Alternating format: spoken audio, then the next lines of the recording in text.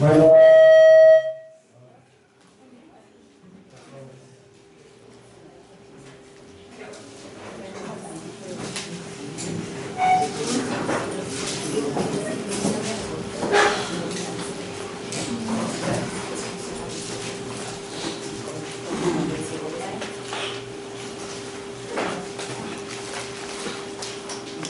Juan capítulo 20. ¿Se oye bien? Bueno. Sí. Juan capítulo 20. Vamos a leer los primeros 9 versículos. El primer día de la semana, o sea, el domingo, María Magdalena fue de mañana, siendo aún oscuro, al sepulcro y vio quitada la piedra del sepulcro. Entonces corrió y fue a Simón Pedro y el otro discípulo, aquel al que amaba Jesús. Se refiere a Juan, el escritor del Evangelio, y les dijo: se han llevado del sepulcro al Señor y no sabemos dónde le han puesto. Salieron Pedro y el otro discípulo y fueron al sepulcro. Corrían los dos juntos, pero el otro discípulo corrió más aprisa que Pedro y llegó primero al sepulcro. Y bajándose a mirar, vio los lienzos puestos allí, pero no entró. Luego llegó Simón Pedro tras él y entró en el sepulcro y vio los lienzos puestos allí y el sudario que había estado sobre la cabeza de Jesús, no puesto con los lienzos, sino enrollado en un lugar aparte. Entonces entró también el otro discípulo, que había venido primero al sepulcro, y vio y creyó, porque aún no habían entendido la Escritura que era necesario que Él resucitase de los muertos. Otra vez invocamos tu nombre, Padre Celestial, para darte las gracias primero por tus misericordias que son perpetuas, y porque podamos reunirnos una vez más.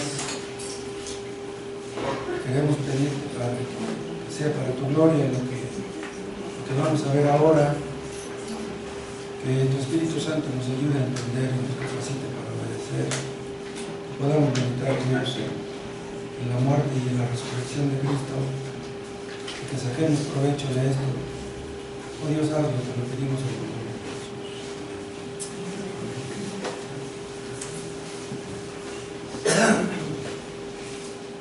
El profeta Isaías escribió que el Mesías sería llevado al matadero. Eso lo dice en su capítulo 53, donde dice, ¿se acuerdan de ese texto famoso? Que dice que como cordero fue llevado al matadero. Isaías era uno de los profetas consentidos, digámoslo así, de los judíos. Y luego, cuando supieron que Juan el Bautista señaló a Jesús y dijo: he aquí el Cordero de Dios que quita el pecado del mundo, hubieran atado cabos fácilmente y hubieran entendido que el Mesías moriría en la cruz, que sería llevado al matadero. Pero no entendían los judíos, sus ojos estaban velados para no ver. El rey David también profetizó que el Mesías moriría y que su alma no sería dejada en el Seol. Eso es lo que dice. Quieren ver, está en el, no pierdan de vista Juan, y vean el Salmo 16.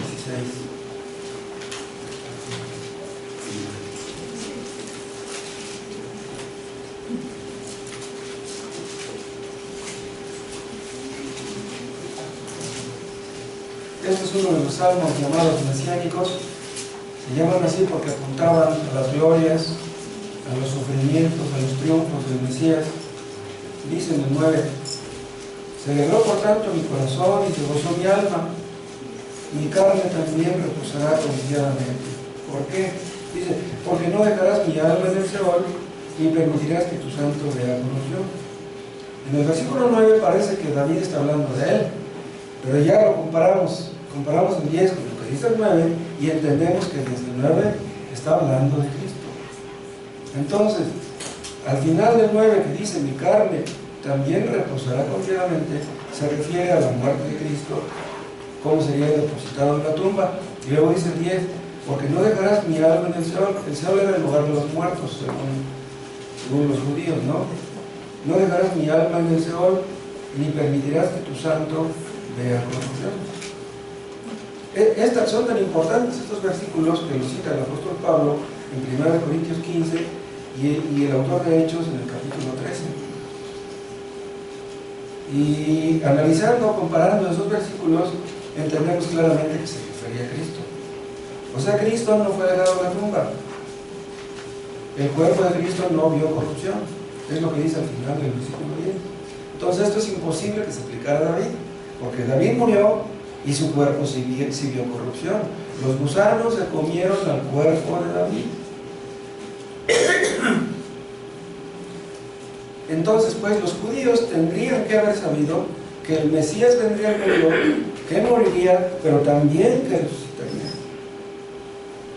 Y por si fuera poco, Jesús mismo les dijo en repetidas ocasiones a sus discípulos que iba a sufrir a mano de los sumos sacerdotes, que lo iban a matar, pero incluso les dijo que iba a resucitar, pero ellos no lo querían entender.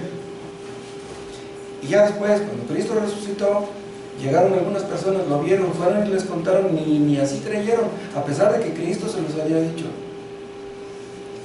Nos sorprende la reacción de ellos. Saben que muchos de nosotros somos muy tardos para oír. Tal vez se nos repitan las mismas cosas y aún así no entendamos. El miércoles pasado estábamos viendo este tema de que Jesús murió y yo mencionaba en una parte de que eso es una muestra de su humanidad, algo que fue negado por muchos en aquel tiempo y aún ahora. Algunos creían que Cristo era Dios, pero que no era hombre. Y llegaron a esa conclusión porque Cristo hizo cosas que según ellos un hombre no puede hacer. Entonces dicen, no, Jesús era Dios, pero él no era hombre. Y había otros que decían que la divinidad descendió sobre Jesús y que la abandonó en la cruz. Vean lo que estoy diciendo. Cuando Jesús enseñaba, predicaba, calmaba la tempestad en el mar de Galilea, la divinidad estaba sobre él, pero cuando llegó a la cruz la abandonó. ¿Por qué? Porque ellos pensaban que como Dios no puede morir y Jesús murió en la cruz, entonces en ese momento él no era Dios, él era nada más hombre. Pero vean lo que estaban diciendo. El que murió en la cruz no era Dios, era un hombre. Pero vean, aquí surge una pregunta. Si el Señor Jesús era Dios, ¿cómo fue que pudo morir en la cruz? Dios no puede morir, pero Jesús murió. ¿Cómo está el asunto? Los soldados romanos vieron que Jesús estaba muerto, que estaba bien muerto, pero por si las dudas le atravesaron el costado izquierdo con una lanza. Eso es lo que dice, vuelvan a Juan, eso es lo que dice Juan 19, versículo 30, vean. Cuando Jesús hubo tomado el vinagre, dijo, consumado es, y habiendo inclinado la cabeza, entregó el espíritu. Esta frase quiere decir que murió, ¿no? Entonces los judíos, por cuanto era la preparación de la Pascua, a fin de que los cuerpos no quedasen en la cruz en el día de reposo, pues aquel día de reposo era de gran solemnidad, rogaron a Pilato que se les quebrasen las piernas y fuesen quitados de ahí. Vinieron pues los soldados, quebraron las piernas al primero y asimismo al otro que había sido crucificado con él. Mas cuando llegaron a Jesús, como le vieron ya muerto, no le quebraron las piernas. Les quebraron las piernas para acelerar su muerte o para asegurarse de su muerte. Pero a Jesús no se las quebraron porque ya lo vieron muerto. O sea, su cuerpo estaba completamente colgando, ya no había ninguna duda. Él estaba bien muerto. Entonces, eso demuestra que él era un verdadero hombre, pero también demuestra que era un verdadero Dios. En los días de su carne, Jesús hizo cosas, enseñó cosas, dijo cosas que demostraban claramente que él era Dios, que él era más que un simple hombre. Eso lo entendían todos sus discípulos y toda la gente. Pero vean, una cosa es verlo y otra cosa es juzgarlo. ¿A qué me refiero? Hay algunas personas que piensan que si vieran a alguien hacer un milagro, concluirían que Dios existe. Pero eso es falso. Muchos vieron que Jesús hacía milagros y ni así creyeron en Él. El anticristo hará muchos milagros y creerán en Él. Pero vean, creerán en Él, pero en Dios no creen. Cuando Jesús estaba en la tumba, sus discípulos tenían miedo de los fariseos, pero ya cuando lo vieron resucitado, cuando pudieron palparlo, entonces el miedo desapareció. O sea, si alguna duda había, si alguna duda tenían de que Él fuera Dios, entonces se les quitó. Si Jesús hubiera sido solamente hombre y no Dios, ¿saben qué? Su sacrificio hubiera sido inútil. ¿Por qué? Porque si Él hubiera sido solamente hombre, ¿qué es lo que somos los hombres? Los pecadores. Entonces, si Jesús hubiera sido solo hombre, hubiera sido un pecador y su sacrificio no nos hubiera servido para nada. Un pecador no puede pagar por otro pecador. Un hombre, por muy santo que sea, es un pecador y por lo tanto está descalificado para pagar por alguno. Entonces, ¿qué estoy diciendo? Cristo era un ser divino. Porque solamente un ser divino podría haber ofrecido un sacrificio infinito. Nuestro pecado fue cometido contra un Dios infinito y requería de un sacrificio infinito. Además, otra cosa, siendo un ser divino, como lo es, puede tener un sacerdocio inmutable. Hay otros que traducen esta frase inmutable como intransferible. Los sacerdotes del Antiguo Testamento se morían, ponían otro en su lugar. O sea, el sacerdocio pues, era renovable. Pero tenemos en Cristo un sacerdote inmutable, que no puede cambiar, no necesitamos otro. Él está en el cielo ahora intercediendo por los suyos, intercediendo por su pueblo. Y ese sacerdocio, nadie lo va a relevar de él. Entonces, siendo divino y siendo humano, él podría ser el segundo Adán del que nos habla el apóstol Pablo en 1 Corintios 15. ¿Quieren checar este versículo, por favor? 1 Corintios 15.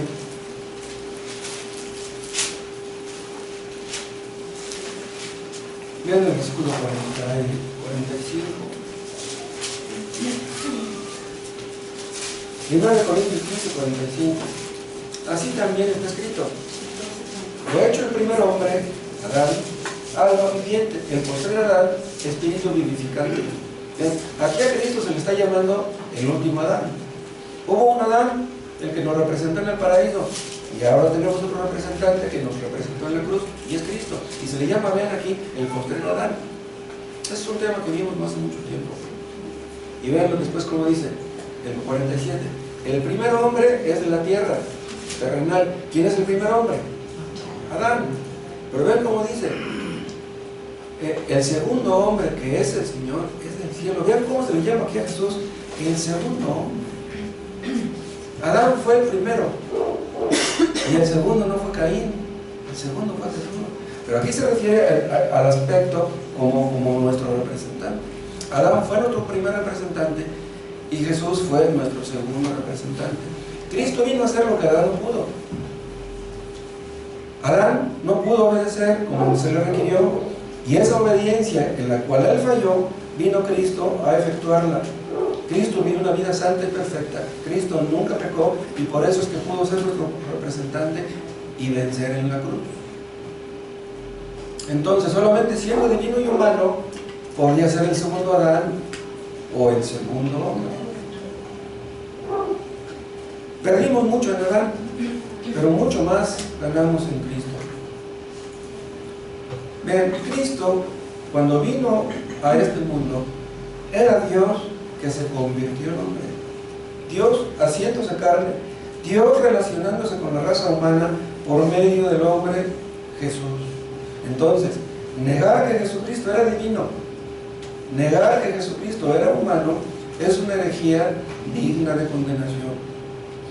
Si Jesús hubiera sido solamente humano, no hubiera habido esperanza para nadie. ¿Y qué pasaría? Todavía estuviéramos en nuestros pecados sin ninguna esperanza de ser salvos. Otra cosa, antes de que Cristo muriera en la cruz, el apóstol Juan sabía que Cristo era Dios. ¿o no lo sabía?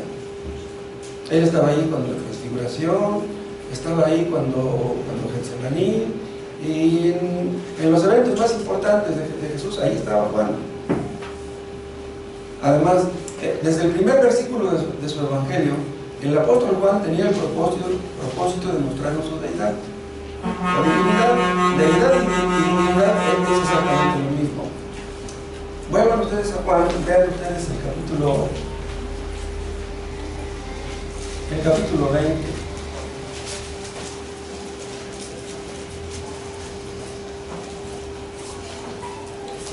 Versículo 31, Juan 20, 31.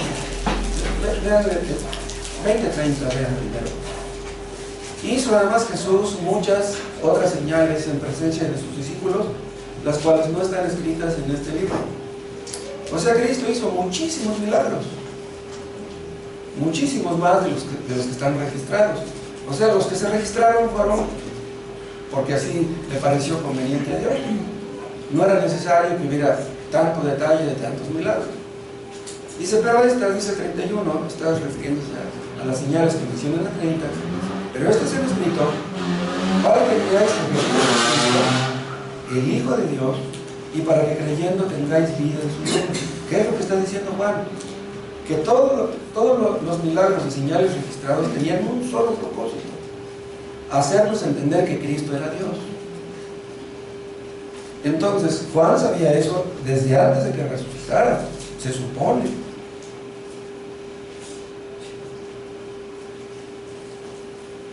¿En dónde me quedé? Vean otro texto, vean en el capítulo 21.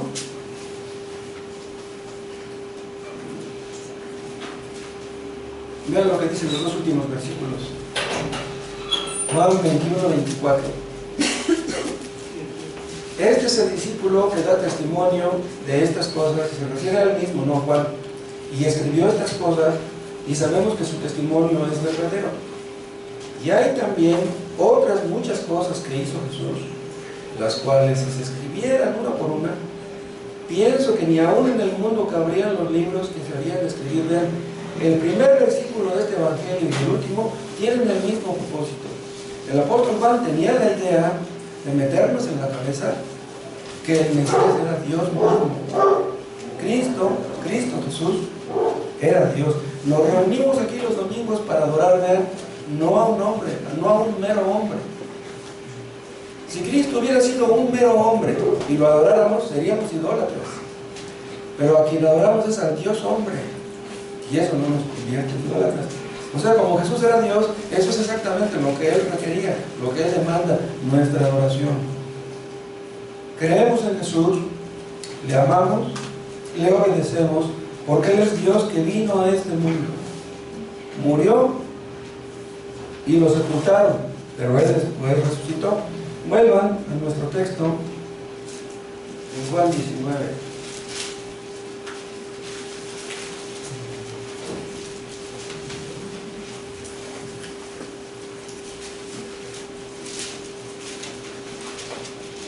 Vean lo que dice el versículo 41. Y en el lugar donde había sido crucificado había un huerto, y en el huerto un sepulcro nuevo, en el cual aún no había sido puesto ninguno. Allí pues, por causa de la preparación de la Pascua de los judíos, y porque aquel sepulcro estaba cerca, pusieron a Jesús. Vean, tomaron el cuerpo de Jesús y lo colocaron en la tumba en una posición horizontal. Los judíos veían la muerte como dormir. Hay muchos versículos que lo demuestran. ¿Y saben por qué? Porque los judíos creían en la resurrección. Y este simple detalle y muchos otros de este tipo demuestran que la cremación no es bíblica. La cremación es de origen pagano. Nosotros tomamos a un cadáver y lo colocamos en la posición horizontal porque creemos en su resurrección.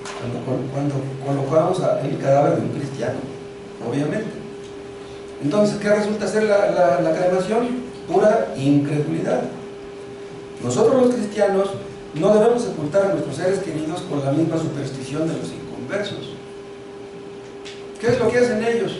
les ponen urnas de oro llenas de cenizas, les ponen mausoleos lujosos, les ponen flores que van a cambiar constantemente. Pero ¿saben por qué? Eso es incredulidad.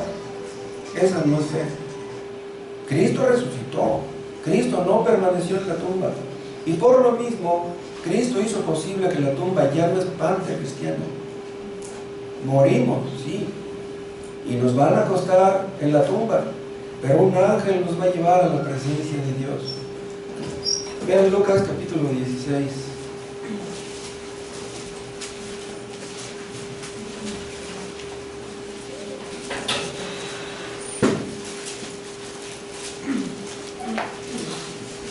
Lucas 16, 22. Aconteció que murió el mendigo y fue llevado por los ángeles al seno de Abraham. Vean, ¿quién llevó a un mendigo al seno de Abraham? Pues fueron los ángeles. Y vean lo que dice después: y murió también el rico y fue sepultado. Pero de aquí no dice que los ángeles se hayan llevado, ¿no? Pues aquí Dios guarda silencio aquí en este versículo. Entonces, pues, ¿qué estoy diciendo? Era necesario que Jesús muriera, pero era también indispensable que resucitara, y eso lo vamos a ver más adelante.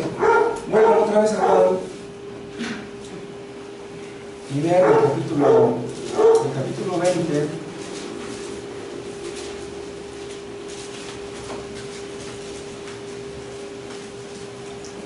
el versículo 9. Vean el 8 y el 9. Entonces entró también el otro discípulo que había venido primero al sepulcro, y vio y creyó. De lo que está hablando Juan. O sea, dice, yo vi y creí, es lo que da a entender. Pero vean, quiere decir que tenía cierta reticencia a creerlo antes, desde antes. Y dice el 9, porque aún no habían entendido en la Escritura que era necesario que Él resucitase de los muertos. Vean esta frase, era necesario. Eso lo vamos a ver, lo vamos a desarrollar un poco más adelante. Bueno, Jesús resucitó. ¿Quién fue el primero en llegar a la tumba? Que ya estaba vacía. Y pudo verlo, en el versículo 1. Primer día de la semana, María Magdalena fue de mañana, siendo aún oscuro, al sepulcro, y vio quitada la piedra del sepulcro. Vean, no fue ninguno de los apóstoles, no fue ningún hombre, fue una mujer. Los judíos menospreciaban a las mujeres, pero vean, Dios quiso que el primero en ver esto fuera una mujer. ¿Y quién fue esta mujer? María Magdalena. De esta mujer, Cristo había echado fuera 7 demonios. Eso es lo que nos dice en Marcos 15. ¿Quieren cerciorarse? Marcos 15.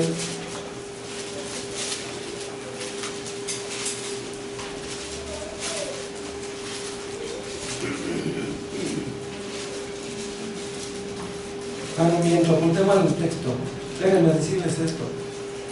Luego buscamos ese texto. Jesús había echado de María Magdalena 7 demonios. ¿Pero qué querría significar eso? Bueno, una cosa que podemos pensar o suponer es que aparentemente el caso de María Magdalena era un caso perdido. Era una mujer sumamente pecadora. Pero vean ustedes, ¿a quién escogió Dios para que fuera la primera en llegar a la tumba vacía?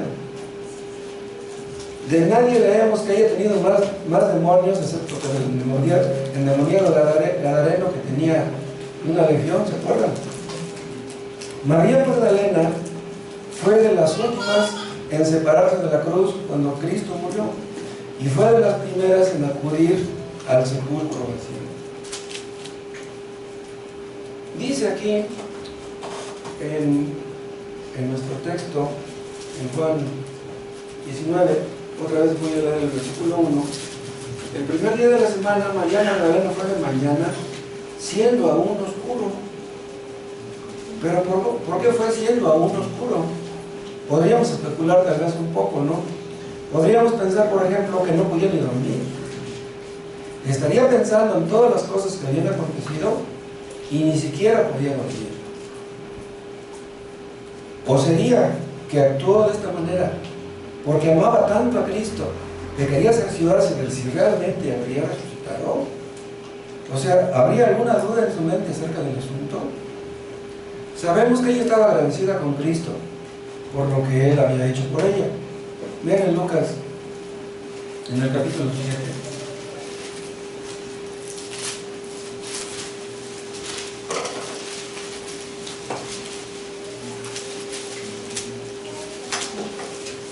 Lucas capítulo 7, versículo 36. Uno de los fariseos rogó a Jesús que comiese con él, y habiendo entrado en casa del fariseo, se sentó a la mesa. Entonces, una mujer de la ciudad, que era pecadora, al saber que Jesús estaba a la mesa en casa del fariseo, trajo un frasco de alabastro con un perfume, y estando detrás de él, a sus pies, llorando, comenzó a regar con lágrimas sus pies y los enjugaba con sus cabellos y besaba sus pies y los ungía con el perfume. Cuando vio esto el fariseo que le había convidado, dijo para sí: si fuera profeta, conocería quién y qué clase de mujer es la que le toca, que es pecadora. Entonces respondiendo Jesús, vean, respondiendo Jesús, pero no le preguntaron nada. Aquí la palabra respondiendo quiere decir reaccionando, o sea, entendió lo que estaba pensando aquel hombre. Le dijo: Simón, una cosa tengo que decirte. Y él le dijo: di, maestro. Un acreedor tenía 2 deudores, el uno le debía 500 denarios y el otro 50. No tenían ellos con qué pagar, pero no a ambos. Y pues, ¿cuál de ellos le amara más? Respondiendo Simón dijo: pienso que aquel aquí perdonó más. Y él le dijo: rectamente has juzgado. Y vuelto a la mujer, dijo: Simón, ¿ves a esta mujer? Entré en tu casa y no me diste agua para mis pies. Era una costumbre de aquel tiempo, ¿no? Mas esta ha regado mis pies con lágrimas y los ha enjugado con sus cabellos. No me diste beso, otra costumbre de aquel tiempo. Mas esta, desde que entré, no ha cesado de besar mis pies. No ungiste mi cabeza con aceite, mas esta ha ungido con perfume mis pies. Por lo cual te digo que sus muchos pecados le son perdonados, porque amó mucho. Mas a quien se le perdona poco, poco ama. Y a ella le dijo: tus pecados te son perdonados. Vean cómo dice el 47, dice, al final dice: porque amó mucho. ¿A quién amó mucho? A Jesús. Vean, era una mujer muy pecadora, pero ella tenía todas sus esperanzas en Jesús. Algo había escuchado acerca de él. Y él, Jesús, que veía su corazón, vean lo que se atreve a decir en el 48: tus pecados te son perdonados. No parece ser que eso fuera lo que ella buscaba, y eso fue exactamente lo que buscó. Bueno, no sabemos exactamente qué es lo que buscaba, pero eso es lo que encontró. María Magdalena entendía que era mucho lo que se le había perdonado. Pero díganme, ¿algún cristiano puede decir que se le ha perdonado poco? Estoy diciendo ella era muy pecadora, pero ¿quién de nosotros no es muy pecador? Por ejemplo, si un joven de unos 15, 20 años es salvo a esa edad, se arrepiente de sus pecados a esa edad, tal vez haya cometido menos pecados que un hombre que se le llega a arrepentir a los 60, 70 años, porque el hombre que vive más años pues tiene más oportunidad para pecar. Pero los creyentes vemos no la cantidad de pecados que cometimos, sino la calidad. Cuando entendemos que Dios es tan santo, entonces vemos nuestros pecados con otros ojos. A ninguno de nosotros se nos ha perdonado poco, y por lo tanto, ¿cuánto debiéramos amar a Cristo? ¿Entienden ustedes, hermanos, de dónde hemos sido sacados? ¿Dónde hemos sido colocados? ¿Se imaginan ustedes qué tan pecaminoso es el pecado? Que fue absolutamente indispensable que Cristo, Hijo de Dios, muriera en la cruz para que pudiéramos ser perdonados. Solamente la sangre preciosa de Cristo podía limpiarnos. Vean otra vez Juan en el capítulo 19.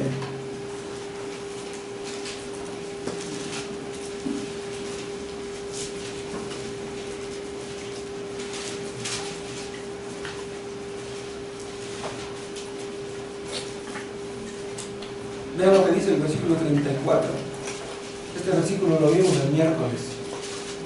Pero uno de los soldados le abrió el costado con una lanza y al instante salió sangre y agua.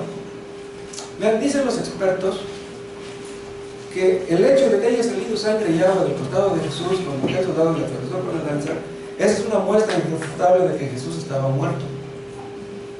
Dicen que si Jesús hubiera estado vivo, hubiera salido solamente sangre. Pero como salió sangre y agua, eso demuestra claramente que él estaba bien muerto. ¿Pero por qué sangre y agua? La sangre simboliza la limpieza de nuestros pecados. En el Antiguo Testamento, cuando el sacerdote sacrificaba a los animales, había sangre por todas partes. Dios quería meterles en la cabeza a los judíos que la paga del pecado es muerte, el pecador merece la muerte. Entonces había sangre por todos lados. Cristo muere y sale de su costado sangre. ¿Y qué cosa es lo que nos limpia? Es su sangre. Limpia nuestras culpas. Nuestras culpas son borradas por la sangre que Cristo derramó en la cruz. Pero no salió solamente sangre, salió agua también. Y esa agua es la que nos limpia de nuestras impurezas. De nada serviría que fueran perdonadas nuestras culpas si Dios no nos limpiara. Si no nos diera una nueva naturaleza, si no naciéramos de nuevo. Supongamos que Dios nos perdonara todos nuestros pecados pasados. Pero ¿qué con los que cometamos de aquí en adelante? No se les olvide esta gloriosa verdad. Cuando somos perdonados, Dios nos perdona todos nuestros pecados, los pasados, los presentes y los futuros. Dios nos perdona todos nuestros pecados. La sangre equivale a nuestra justificación y el agua equivale a nuestra santificación. Somos limpiados. Pero desde el momento en que somos justificados, Dios nos ve como perfectos, como si nunca hubiéramos pecado. De nada serviría que fuéramos justificados si no fuéramos santificados. Dios promete ambas cosas, ambas las tenemos en Cristo. Cristo pagó por los pecados de todos los que creerían en Él. Cristo no derramó su sangre por todo el mundo. Cristo derramó su sangre por los que creerían en Él nada más. Porque si Cristo hubiera pagado por todos, todos tendríamos que ser perdonados, todos tendríamos que ir al cielo. Cristo pagó por los pecados de los que creerían en Él. Y vean, y garantizó que andaríamos en sus caminos. Aquí ven ustedes la perseverancia de los creyentes y la perseverancia de los creyentes. La preservación y la perseverancia. ¿Por qué perseveramos? Porque Dios nos preserva. Si Dios no nos preservara, sería imposible que nosotros perseveráramos. Imagínense un creyente que llega a hacerlo a los 20 años y que muere a los 80. Vivir 60 años rodeados de tentaciones. Si no pecamos de una manera, podemos pecar de otra. Y si la salvación se perdiera, imagínense, la estaríamos perdiendo cada rato. Cristo derramó su sangre y pagó la tremenda deuda, la deuda impagable, la que no podríamos pagar nosotros. Entonces, Cristo al derramar su sangre y al derramar esta agua de su costado, garantizó que viviríamos en santidad hasta el último día de nuestras vidas. ¿Qué dice Pedro? Fuimos rescatados no con plata ni oro, sino con la sangre de un cordero sin mancha y sin contaminación. Y vean, y hay muchos que piensan que van a dejar el pecado simplemente con proponérselo. El día que yo quiera dejo el pecado, el día que yo quiera dejo los vicios, no hay ningún problema, es cosa de que yo lo diga así, inténtalo, a ver si puedes dejar el cigarro, puedes dejar la copa, pero a ver, deja la ira, la envidia, el rencor, los celos, los malos pensamientos. A ver, inténtalo. Escuchen esto. Si fuera posible que dejáramos el pecado con solo proponérnoslo, ¿saben qué? Cristo no hubiera venido al mundo. ¿Para qué venía? Ni mucho menos hubiera sido necesario que Cristo muriera como nuestro sustituto. Vean, Cristo murió para pagar porque nosotros no podíamos hacerlo. O sea, la tremenda deuda que se nos perdonó por lo que Cristo hizo, no por lo que jamás podríamos hacer nosotros. Cristo fue nuestro sustituto, nos representó. Adán nos representó en el paraíso, Cristo nos representó en la cruz, pero vean, representó a los que creerían en Él. Si tú no quieres creer en Él, si tú no quieres obedecerle, Cristo no es tu Salvador. Cristo pagó porque nosotros no podíamos pagar. ¿Saben ustedes por qué en el Antiguo Testamento los adúlteros, los hijos contumaces y rebeldes, los que trabajaban en sábado, tenían que morir apedreados? ¿Saben ustedes por qué? Porque yo dije hace un momento, el pecado es una ofensa infinita contra un Dios infinito. Y por eso el infierno es infinito, porque la ira de Dios nunca se acabará. Por eso los que están en el infierno jamás podrán salir de ahí. Y hay algunos que piensan que el pecado es cualquier cosa. Vean, si Dios nos mostrara las implicaciones de un solo pecado, vean, cuando nosotros cometemos un solo pecado, si analizáramos sus implicaciones y sus posibles consecuencias, nos horrorizaríamos. Hemos citado el caso del adulterio porque eso es algo tan ¿cómo diría yo? Pues que podemos ver cotidianamente, ¿no? El adúltero, la adúltera, hace que termine el matrimonio, hace que los hijos terminen frustrados, amargados, resentidos, y después los nietos sufren las consecuencias y los bisnietos, y olvídense. Un solo pecado. El único que te domina es el egoísmo, o el alcohol, o la ira. Cualquier pecado que te domine, que te controle, trae repercusiones eternas. ¿Entienden ustedes por qué María Magdalena entendía de dónde había sido sacada? Dice un salmo: Él levanta del polvo al pobre, y al menesteroso alza del muladar, para hacerlo sentar con príncipes, con los príncipes de su pueblo. María Magdalena se sentó con los príncipes de su pueblo. ¿Entienden ustedes por qué la salvación por obras es una doctrina criminal? El texto que les acabo de citar es el de la versión 60. Dice: Él levanta del polvo al pobre, y al menesteroso alza del muladar. Pero esa palabra muladar, ¿saben cómo se traduce en la versión antigua? Estiércol. Al menesteroso alza del estiércol. Los que se quieren salvar por sus buenas obras se jactan del estiércol, se enorgullecen como si fuera un perfume caro. Cuando recordamos de dónde hemos sido sacados, así como lo recordaba María Magdalena, ¿saben qué pasa? Somos conducidos a humillarnos. Ella se acordaba la misericordia que Cristo había tenido para con ella, y ella sabía bien que aquellos 7 demonios que se habían ido ya nunca volverían. La casa estaba barrida, estaba adornada, pero aquellos 7 demonios ya no iban a regresar. ¿Por qué? Porque Cristo estaba dentro. ¿Saben otra cosa? La posesión demoníaca es imposible que le ocurra a un cristiano. No puede ser. ¿Por qué? Porque en el cristiano mora el Espíritu Santo. ¿Cómo va a morar el Espíritu Santo y Satanás también? Imposible. Pero una persona que sabe que no tiene que pecar y vuelve a pecar y vuelve a pecar, se expone a la posesión demoníaca. La posesión demoníaca no fue algo que ocurrió en el pasado y ya no ocurre ahora. En los países cristianos es más difícil que ocurra, ¿sí? En los países, por ejemplo, como Haití, ¿sí? En los países como Haití que practican el vudú, ahí más del 90% está endemoniada. Entonces María Magdalena tenía muchos motivos para amar a Cristo, y nosotros también. Si alguno de ustedes que está aquí aún no es convertido, rogamos a Dios que les muestre la magnitud de su pecado, para que sean conducidos a humillarse y a buscar el perdón de sus pecados. Vamos a ver algo diferente ahora. Vamos a ver ahora cuán diferentes pueden ser unos cristianos de otros. Vean lo que dice el versículo 4. Vean el 3. Salieron Pedro y el otro discípulo y fueron al sepulcro. Corrían los dos juntos.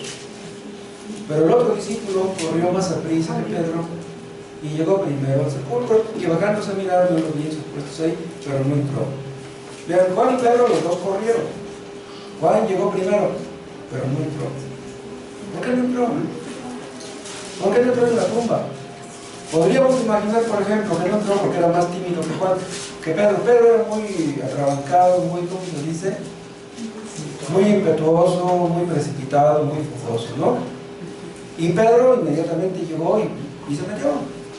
Pero vean, tanto Pedro como Juan amaban a Cristo. Por eso estaban ahí. Pero se condujeron de una manera distinta. Vean, nunca debemos esperar que nuestros hermanos reaccionen como nosotros. Si tenemos un hermano que no actúa igual que nosotros, que no piensa exactamente igual que nosotros, ¿diremos que está mal? Vean, no todos los cristianos tenemos el mismo temperamento. Cada quien nace con un temperamento diferente. Y luego ese temperamento que tenemos se va afirmando por ciertos factores que ocurren en nuestra vida, los padres que nos tocaron, la educación que nos dieron, los hermanos que tuvimos, el entorno donde vivimos, etc. ¿Por qué tenemos el temperamento que tenemos? ¿Por qué? Si nuestros hermanos no son como somos nosotros, a nosotros no nos corresponde juzgarlos. Lo que tenemos que hacer es orar unos por otros. Pero ven, tanto Juan como Pedro, aunque reaccionaron de manera diferente, ambos amaban a Dios, ambos eran amados por Dios y ambos fueron usados por Dios. Algo más, un cristiano puede entender muchas cosas e ignorar otras. Bueno, lo que dice el 8. Entonces entró también el otro discípulo que había venido primero al sepulcro y vio y creyó, que se refiere a Juan, porque aún no habían entendido la escritura, que era necesario que él resucitase de los muertos. ¿Quiénes no habían entendido la escritura? Juan y Pedro. ¿Pero cómo? Si Juan y Pedro eran líderes dentro de los apóstoles, ¿cómo es que no habían entendido la escritura? Ahora, si ellos, que eran los líderes, no entendían, imagínense cómo estarían nosotros. ¿Qué nos enseña esto? Que hay creyentes que son fuertes en ciertas áreas, pero que son débiles en otras. ¿Qué ideas tendrían Juan y Pedro acerca de la resurrección? Ideas que tenían preconcebidas antes de llegar a ser discípulos de Cristo. ¿No lo sabemos? Vean, las ideas preconcebidas, aunque aparentemente las hayamos dejado, es posible que estén por ahí ocultas. ¿Y saben sobre todo quiénes?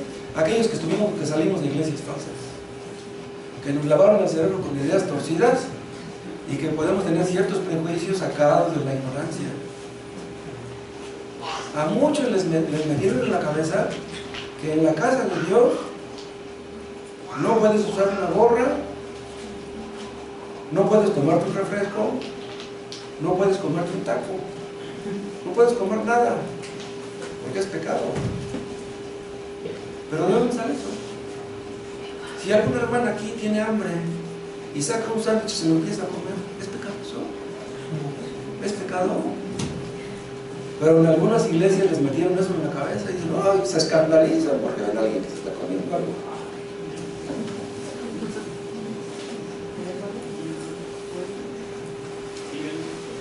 Dios hizo mucho para meterles en la cabeza a los discípulos muchas cosas, no solamente esta. Por ejemplo, les quiso grabar en la mente que los gentiles entraban en el plan de salvación y no lo querían entender, no querían aceptarlo. Entonces, vean, es posible que un hermano haya oído muchas veces ciertas doctrinas y aún así no la entiendan bien, o que no la puede explicar muy bien. Porque una cosa es creer que entendemos una doctrina y otra cosa es poder explicarla. Son dos cosas muy diferentes. Vean Lucas capítulo 24.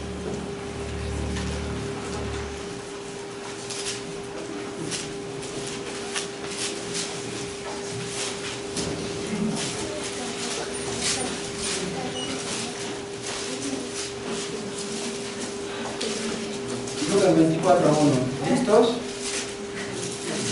El primer día de la semana, muy de mañana, vinieron al sepulcro trayendo las especies aromáticas que habían preparado y algunas otras mujeres con ellas, y hallaron removida la piedra del sepulcro, y entrando no hallaron el cuerpo del Señor Jesús. Aquí está incluida María Magdalena, aunque no lo menciona. Aconteció que estando ellas perplejas por esto, he aquí se pararon junto a ellas dos varones con vestiduras resplandecientes. Como tuvieron temor y bajaron el rostro a tierra, le dijeron: ¿por qué buscáis entre los muertos al que vive? No está aquí, sino que ha resucitado. Acordaos de lo que os habló cuando aún estaba en Galilea, diciendo: es necesario que el Hijo del Hombre sea entregado en manos de hombres pecadores y que sea crucificado y resucite al tercer día. Ven, esto Cristo se lo dijo muchas veces, en Mateo 16, Mateo 17, Mateo 20, Marcos 8, Marcos 9, Marcos 10, Lucas 9 y Lucas 18. Ellos lo entendían perfectamente. Entonces dice el 8, ellas se acordaron de sus palabras. ¿Cómo se les había olvidado una enseñanza tan repetida? Y volviendo del sepulcro, dieron nuevas de todas estas cosas a los 11 y a todos los demás. No solamente estaban 11, estaban otros con ellos.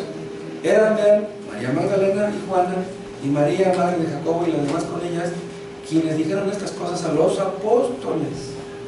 Dice, mas a ellos les parecían locura las palabras de ellas y no las creían. Han de haber dicho, ¿cómo esas que son mujeres se les reveló eso? Y a nosotros que somos hombres, no querían creerlo. Ahora pasen más adelante, pasen el versículo 13. Y aquí, dos de ellos iban el mismo día a una aldea llamada Emaús, que estaba a 60 estadios de Jerusalén. El mismo día, o sea, cuando Jesús resucitó, e iban hablando entre sí de todas aquellas cosas que habían acontecido. Sucedió que mientras hablaban y discutían entre sí, Jesús mismo se acercó y caminaba con ellos. Mas los ojos de ellos estaban velados para que no le conociesen. ¿Quieren que les diga algo? Esto que dice el versículo 16 puede ser aplicado a muchos de nosotros. Entendemos muchas cosas de Jesús, pero hay muchas que no entendemos. Y les dijo, vean lo que les dice Jesús a estos discípulos: ¿qué pláticas son estas que tenéis entre vosotros mientras camináis? ¿Y por qué estáis tristes? Respondiendo uno de ellos, que se llamaba Cleofas, le dijo: ¿eres tú el único forastero en Jerusalén que no ha sabido las cosas que en ella han acontecido en estos días? Entonces él les dijo: ¿qué cosas? Ya sabía, pero quería escucharlo de sus labios. Y ellos le dijeron: de Jesús Nazareno, que fue varón profeta, poderoso en obra y en palabra delante de Dios y de todo el pueblo, como le entregaron los principales sacerdotes y nuestros gobernantes la sentencia de muerte y le crucificaron.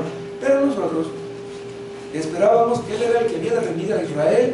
Vean las ideas preconcebidas, los prejuicios que tenían ellos. Y ahora, además de todo esto, dice: hoy es ya el tercer día que esto ha acontecido.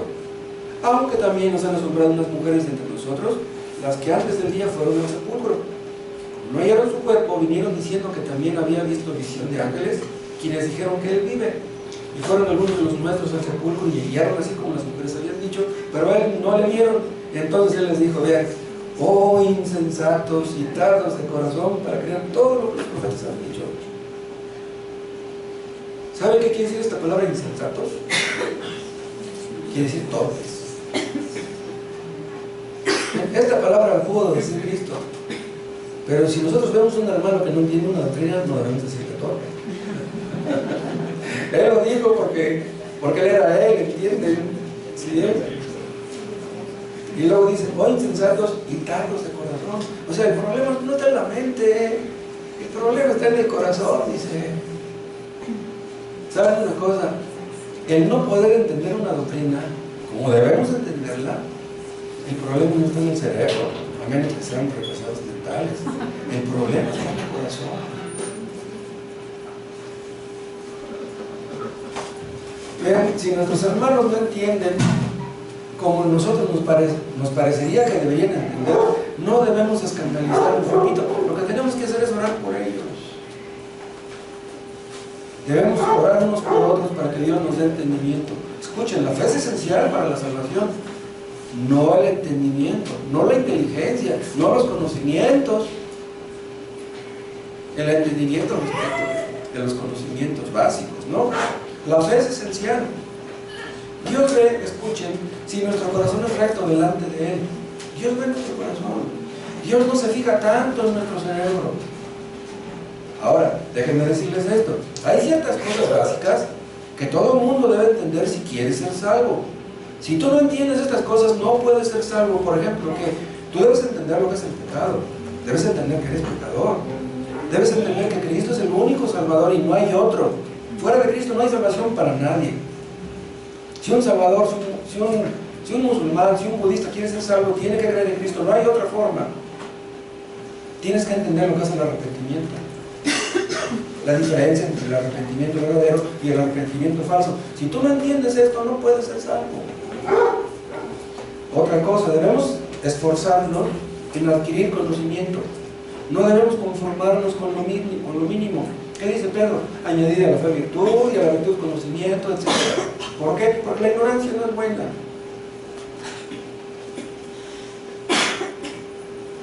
Veamos otra cosa.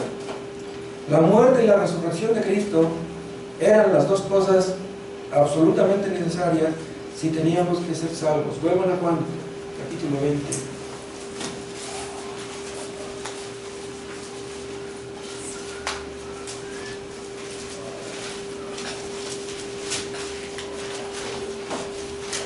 Ve- 29. Porque aún no habían entendido la Escritura que era necesario que Él resucitase de los muertos.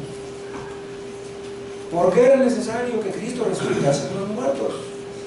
Vean, el cristianismo descansa sobre dos hechos: sobre el hecho de que Cristo murió y sobre el hecho de que Cristo resucitó, y las implicaciones que hay en su muerte y en su resurrección, obviamente. Y los evangelistas se esfuerzan mucho en enfatizar estos dos hechos. No, Cristo estaba bien muerto y Cristo resucitó realmente. Si Cristo no hubiera resucitado, ¿qué hubiera sucedido? Que hubiera sido un mentiroso, que la Biblia sería una mentira. La Biblia sería la mentira más grande, más letal, más fatal de todas las historias, de toda la historia. ¿Me explico? Es digno de notar que los apóstoles no creían en un principio que Cristo hubiera resucitado. Esta reacción es una prueba contundente de que Cristo resucitó. O sea, ellos no iban a ser engañados. Ellos eran personas pensantes. Ellos eran inteligentes. No, a mí no me ven con ese cuento. Ellos no querían ser convencidos. Para que una persona llegue a creer que Cristo resucitó, vean, esto no se aprende en la escuela.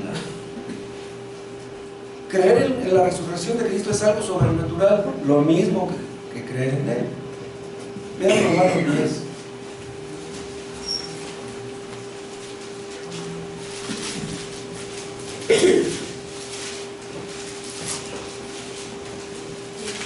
Romanos 10:9. Que si confesares con tu boca que Jesús es el Señor y creyeres en tu corazón que Dios lo levantó de los muertos, serás salvo. Vean cómo dice: creyeres en tu corazón. No dice que creyeras nada más en tu mente, que creyeres en tu corazón. O sea, que participa en tus emociones y tu voluntad. La palabra corazón en la Biblia habla de las tres cosas: de la personalidad entera del hombre. Entonces, tú puedes decirle, por ejemplo, a tu hijito: hijo, agarra tu cuaderno y escribe 100 veces: Cristo resucitó de los muertos. El niño no lo va a creer porque lo está repitiendo 100 veces. Y ninguna persona lo cree simplemente por escucharlo.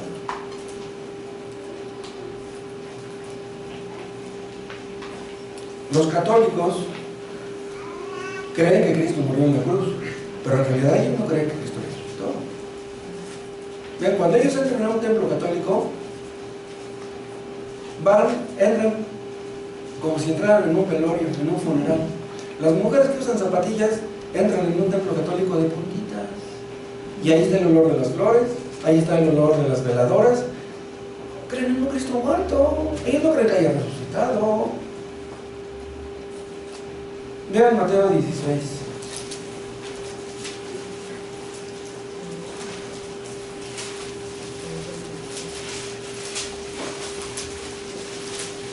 Mateo 16:13.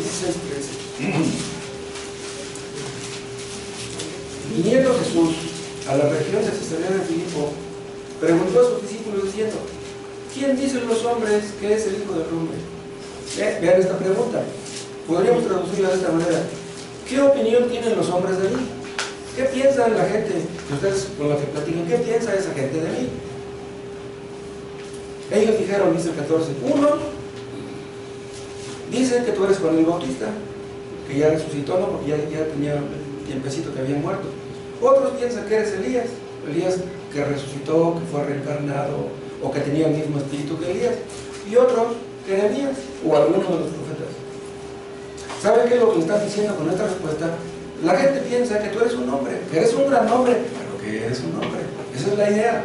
Y él les dijo, ven el 15, ¿y vosotros? ¿Quién decís que soy yo? O sea, esa es la opinión que tiene la gente, que soy un gran hombre. ¿Cuál es la opinión que tienen ustedes? Dice el 17, el 16. Respondiendo Simón Pedro dijo, tú eres el Cristo, el Hijo del Dios viviente. El Dios vivo y el Dios que da vida. Eso quiere decir la palabra viviente. Entonces le respondió Jesús, bienaventurado eres Simón, hijo de Jonás, porque no te lo reveló carne ni sangre, sino mi Padre que está en los cielos. ¿Vean? No llegó a esta conclusión Pedro porque vio los milagros que hacía Jesús ni sus enseñanzas, no. Fue algo que el Padre le reveló. Nadie aprende que Cristo es Dios escuchándolo de otro. Eso es algo que Dios te tiene que revelar. Hubo hombres, escuchen, que estudiaron la Biblia 20, 30, 40, 50 años y nunca llegaron a la conclusión de que Cristo fuera Dios. Nunca lo hicieron. Es posible que una persona estudie toda su vida la Biblia y termine en el infierno. ¿Qué tremendo es esto? Solamente Dios puede hacernos entender que Cristo era Dios y que Cristo resucitó. Si Cristo no hubiera resucitado, no hubiéramos podido ser salvos. Vean 1 Corintios 15.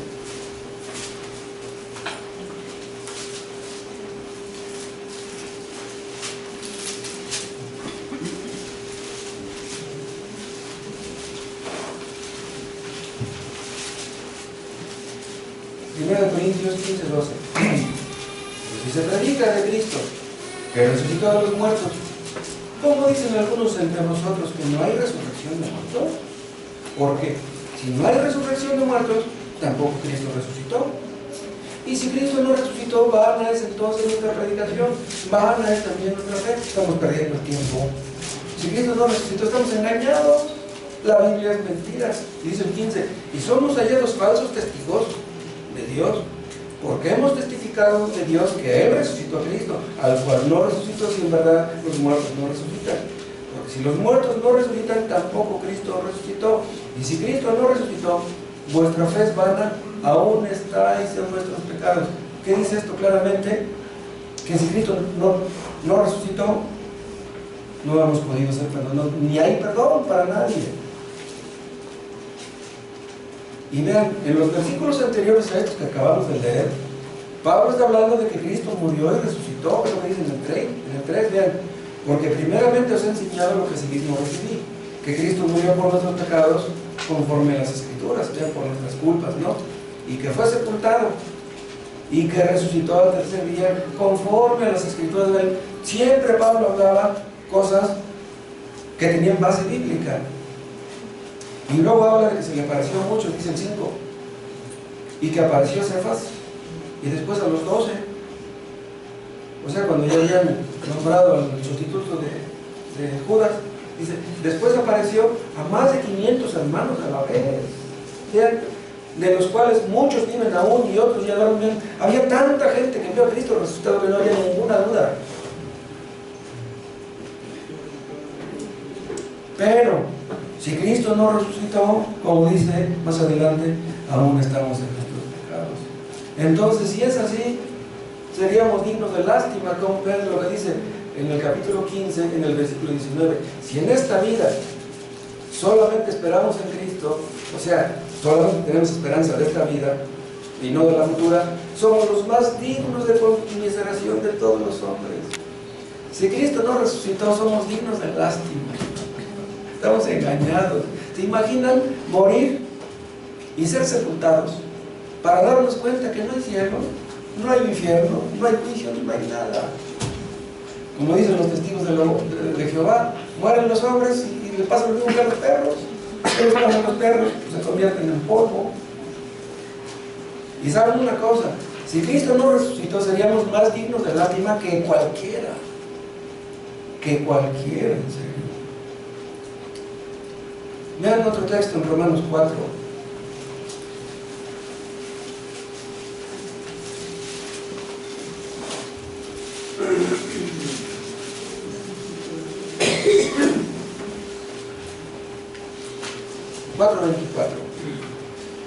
sino también con respecto a nosotros, a quienes han sido contada.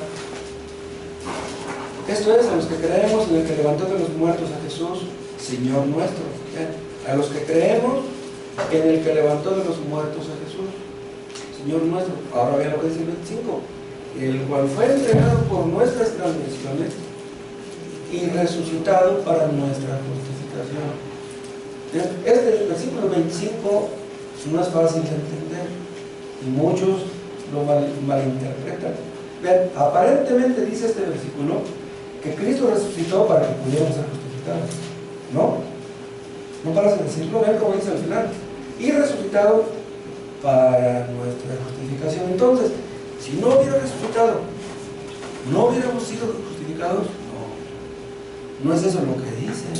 No somos justificados por su resurrección. Entonces, ¿cómo somos justificados? Por su sangre. Y hay otros versículos que lo demuestran. Pero ven, aquí hay una palabra muy interesante. Dice, resucitado para nuestra justificación. Vean, esta palabra para es la palabra griega eis. Esta palabra griega es bien importante. ¿Se acuerdan? La hemos analizado, hemos dedicado todo un estudio para explicar esta palabra. Es la misma palabra que está en Hechos 2:38, que dice, arrepentíos y bautícese cada uno de vosotros para perdón de los pecados. Entonces tengo que bautizarme para que Dios me perdone. Eso es lo que aparentemente dice ese versículo. Y esa palabra, para perdón, es esta misma palabra. ¿Saben qué quiere decir esta palabra griega? Quiere decir en vista de o a causa de. Entonces tradúzcanla así y vean cómo dice. Dice, el cual fue entregado por nuestras transgresiones y resucitado en vista de nuestra justificación o a causa de nuestra justificación. ¿Entienden? Entonces, ¿qué quiere decir? Cristo fue entregado para nuestras transgresiones. Hay otra versión que dice por nuestros delitos. Podría ponerse por nuestros pecados, ¿no? Fue entregado a la muerte. Cristo murió por nuestros pecados. Pero vean, cuando Cristo murió, Él tenía que presentar su justicia en el cielo. Murió y resucitó. Tenía que presentarse delante del Padre y presentar su justicia para ponerla a nuestra cuenta. El Padre tenía que aceptar eso, el pago. El Padre estaba obligado a aceptar ese pago, pero el Padre lo aceptó. Cristo pagó por nosotros. Entonces Cristo resucitó en vista de Él, que ya habíamos sido justificados. O sea, Cristo pagó en la cruz por nuestros delitos. Entonces somos perdonados. Ya estamos perdonados, pero faltaba algo todavía.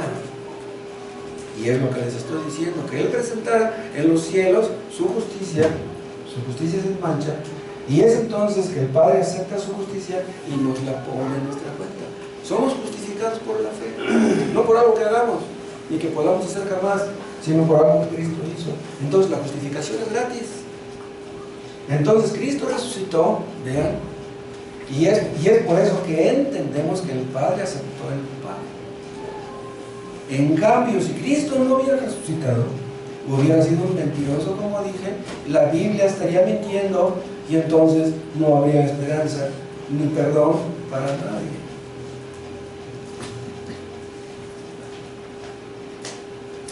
La resurrección de Cristo demostró que la deuda infinita ya estaba saldada y que ya no debemos nada. Los que hemos creído en Jesús, el día del juicio seremos juzgados, pero no para ver si vamos al cielo o al infierno, sino para recibir una recompensa del grado de la recompensa que recibiremos.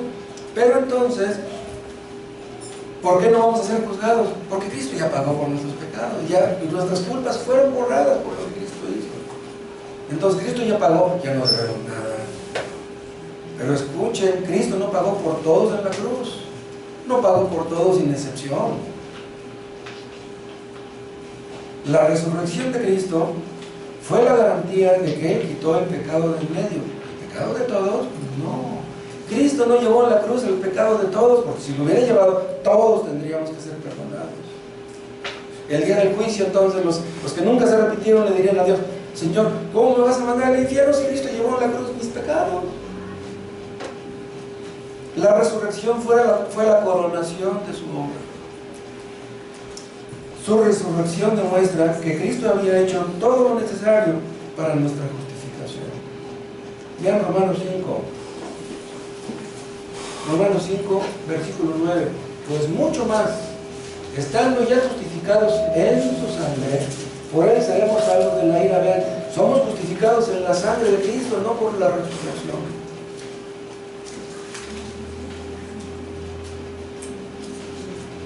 Entonces, si Cristo no hubiera resucitado, no hubiera habido perdón para nadie, ni justificación. Entonces la muerte de Cristo fue un sueño, una ilusión. Entonces la fe en un Cristo muerto sería una fe muerta. Los que van a Iztapalapa en estos días, ¿saben qué es lo que van a celebrar? El triunfo del mal sobre el bien.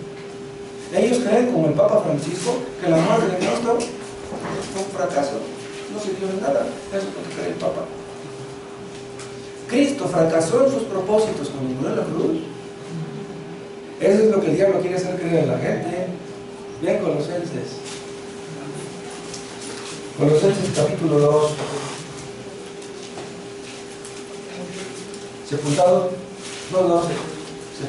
con él en el bautismo, simbólicamente somos sepultados cuando nos bautizan, en el cual también fuisteis también resucitados con él, mediante la fe en el poder de Dios que le levantó de los muertos. Y está otra vez nuestro tema, y dice el 13: y a vosotros, estando muertos en pecados y en la injusticia de vuestra carne, os dio vida juntamente con él, perdonando todos los pecados. En esta frase, os dio vida juntamente con él. ¿Cuándo nos dio vida? Vean, Cristo resucitó y nosotros cuando recibimos la vida. Vean, recibimos la vida por un Cristo vivo. Si creyéramos en un Cristo muerto, ¿cómo podría darnos la vida? Cristo dijo que Él da la vida a quien quiere. ¿Recuerdan? Esto lo dijo Jesús.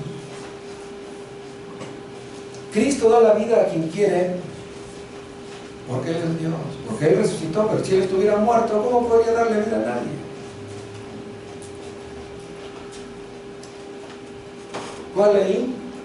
El 13. Dice: perdonándoos todos los pecados, dice el versículo 13 al final. Y dice el 14: anulando el acta de los decretos que había contra nosotros, que nos era contraria, quitándola del medio y clavándola en la cruz. ¿Saben cuál es esta acta de los decretos? Son los mandamientos de Dios, ¿sí?, como método de salvación que entendían los judíos. Ellos pensaban que aquellos decretos, que aquellos mandamientos, guardándolos, ellos serían salvos. Pero aquí está diciendo Pablo que aquellos decretos nos era contraria, que nos era contraria. Dice: quitándola del medio y clavándola en la cruz. Vean, nosotros los cristianos no podemos apoyarnos en la ley para pensar que podremos ser salvos. La ley no salvaba a los judíos, sino que los condenaba. Entonces, Cristo lo que hizo en la cruz fue quitar esa acta que estaba en contra nuestra, dice el 15, y despojando los principados y los potestades, se refiere a Satanás y a los demonios, dice, los exhibió públicamente, triunfando sobre ellos en la cruz. Cristo murió y venció a Satanás, a la muerte, al pecado y al infierno. Entonces la muerte de Cristo no fue un fracaso. La muerte de Cristo en la cruz fue el triunfo más grande de todos los triunfos. Pero los que van a Iztapalapa no ven eso, no pueden entenderlo. Satanás sabe, escuchen, que fue vencido en la cruz. Él sabe que está vencido. Satanás es un enemigo vencido, pero se resiste a creerlo. Y eso lo sabe también el Papa Francisco, pero se resiste a creerlo. Nosotros creemos en un Cristo vivo y es por lo mismo que Él puede dar vida. Hay otro versículo donde Jesús dice: porque yo vivo, vosotros también viviréis. Entonces, vean ustedes, el Salvador que murió en la cruz tenía que volver a la vida para darnos la vida. Y cuando Él resucita, entonces ya deja sin efecto el aguijón de la muerte, que es el pecado. Y es por eso que los cristianos ya no debemos tenerle miedo a la muerte.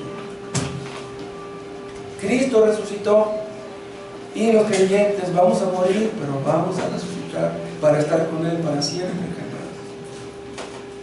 Cristo murió en la cruz, resucitó, se presentó en el cielo como nuestro precursor. ¿Qué quiere decir esa palabra? Que fue el primero y luego nosotros le seguiremos. Dios aceptó su satisfacción. Él quedó satisfecho. Los dos quedaron satisfechos y nosotros cuando creemos en Él también quedamos satisfechos.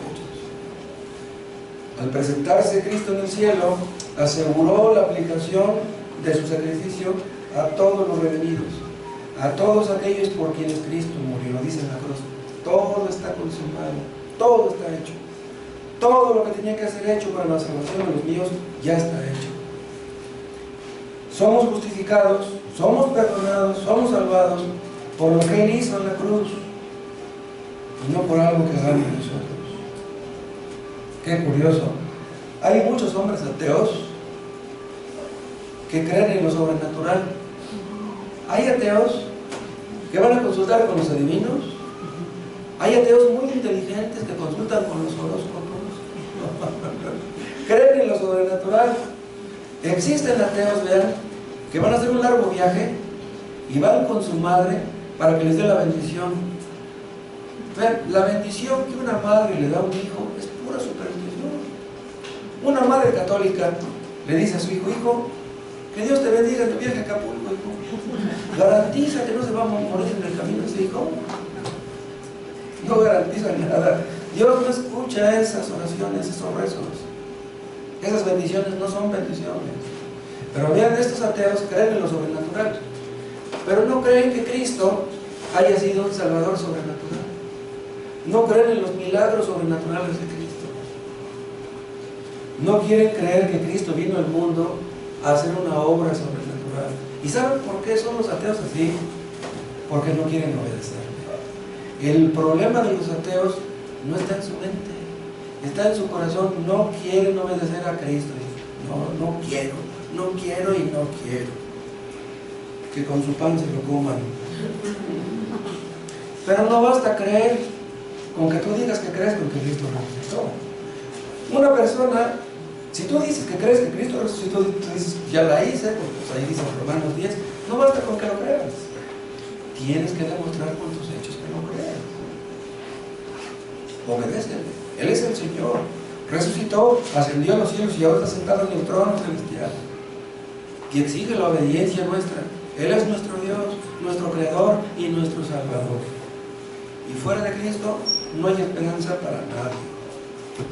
Oremos.